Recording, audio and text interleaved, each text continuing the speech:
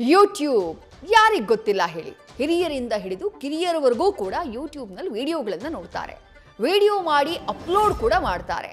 ಅದೇ ಯೂಟ್ಯೂಬ್ನಿಂದ ಎಷ್ಟೋ ಜನ ಕೋಟ್ಯಾಧಿಪತಿಗಳಾಗಿದ್ದಾರೆ. ಯೂಟ್ಯೂಬ್ ಅಂದರೆ ದುಡ್ಡು ಮಾಡೋ ಮಷಿನ್ ಅಂದ್ಕೊಂಡು ಕೆಲವರು ಸಿಕ್ ವಿಡಿಯೋ ಸುಳ್ಳು ಸುದ್ದಿ ಹಾಕೋದನ್ನು ಕೂಡ ಅಭ್ಯಾಸ ಮಾಡ್ಕೊಂಡಿದ್ದಾರೆ. ಇಂಥವರಿಗೆ ಚಾಟಿ ಬೀಸಿರುವಂತಹ ಯೂಟ್ಯೂಬ್ ಸಂಸ್ಥೆ ಡಿಲೀಟ್ ಅಸ್ತ್ರವನ್ನ ಪ್ರಯೋಗ ಮಾಡಿದೆ. ಅದು ಡಿಲೀಟ್ ಮಾಡಿರುವಂತಹ ವಿಡಿಯೋಗಳ ಸಂಖ್ಯೆ ಕೇಳಿದ್ರೆ ನೀವು ಕೂಡ ಬೆರಗಾಗ್ಬಿಡ್ತೀರಿ. ಭಾರತೀಯ ಯೂಟ್ಯೂಬರ್ಗಳಿಗೆ ಯೂಟ್ಯೂಬ್ ಸಂಸ್ಥೆ ಬಿಗ್ ಶಾಕ್ ಅನ್ನ ಕೊಟ್ಟಿದೆ. ತನ್ನ ವೇದಿಕೆಯನ್ನ ಪಾರದರ್ಶಕವಾಗಿಡೋಕೆ ಎಐನ ಬಳಸ್ತಾ ಇದೆ ಯೂಟ್ಯೂಬ್. ತನ್ನ ನಿಯಮಗಳನ್ನ ನಿರಂತರವಾಗಿ ಬಿಗಿಗೊಳಿಸುವಂತಹ ಕೆಲಸವನ್ನ ಯೂಟ್ಯೂಬ್ ಮಾಡ್ತಾ ಇದೆ. ತನ್ನ ವಿಡಿಯೋ ವಿಷಯ ನೀತಿಗೆ ದೊಡ್ಡ ಹೆಜ್ಜೆಯನ್ನ ಇಟ್ಟಿರುವಂತಹ ಯೂಟ್ಯೂಬ್ನಿಂದ 9.5 ಮಿಲಿಯನ್ ಅದಕ್ಕಿಂತಲೂ ಹೆಚ್ಚಿನ ಪ್ರಮಾಣದಲ್ಲಿ ವಿಡಿಯೋಗಳನ್ನು ಡಿಲೀಟ್ ಮಾಡಿದೆ. ಅಂದರೆ ಹೆಚ್ಚು ಕಮ್ಮಿ 95 ಲಕ್ಷದಷ್ಟು ವಿಡಿಯೋಗಳು ಡಿಲೀಟ್ ಆಗಿದ್ದಾವೆ.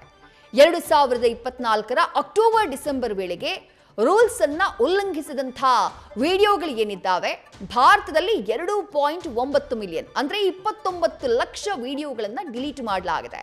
ಯಾವೆಲ್ಲ ವಿಡಿಯೋಗಳು? ದ್ವೇಷದ ಭಾಷಣ ಇರುವಂತಹ ವಿಡಿಯೋಗಳು, ಅಥವಾ ರೂಮರ್ಸ್ಗಳನ್ನ ಅಪ್ಲೋಡ್ ಮಾಡಿರೋದು, ಅಥವಾ ಕಿರುಕುಳದ ವಿಡಿಯೋಗಳು, ಇಂಥ ವಿಡಿಯೋಗಳನ್ನ ಡಿಲೀಟ್ ಮಾಡುವಂತಹ ಕೆಲಸವನ್ನ ಯೂಟ್ಯೂಬ್ ಸಂಸ್ಥೆ ಮಾಡಿದೆ. ಒಟ್ಟು 4.8 ಮಿಲಿಯನ್ ಅಂದ್ರೆ 48 ಲಕ್ಷ ಚಾನೆಲ್ಗಳನ್ನ ಬ್ಲಾಕ್ ಮಾಡುವಂತಹ ಕೆಲಸವನ್ನ ಕೂಡ ಯೂಟ್ಯೂಬ್ ಸಂಸ್ಥೆ ಮಾಡಿದೆ.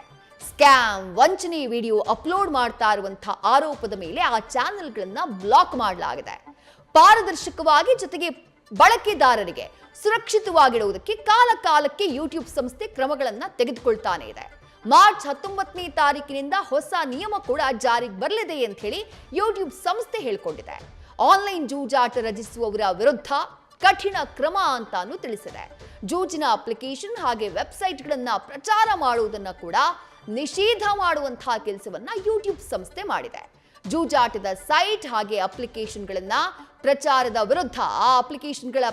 ವಿರುದ್ಧ ಕಠಿಣ ಕ್ರಮಕ್ಕೆ ಯೂಟ್ಯೂಬ್ ಸಂಸ್ಥೆ ಮುಂದಾಗಿದೆ. ನ್ಯೂಸ್ ಫಸ್ಟ್ ನಿರ್ಭೀತಿಯಿಂದ ನಿಮ್ಮ ಪರವಾಗಿ.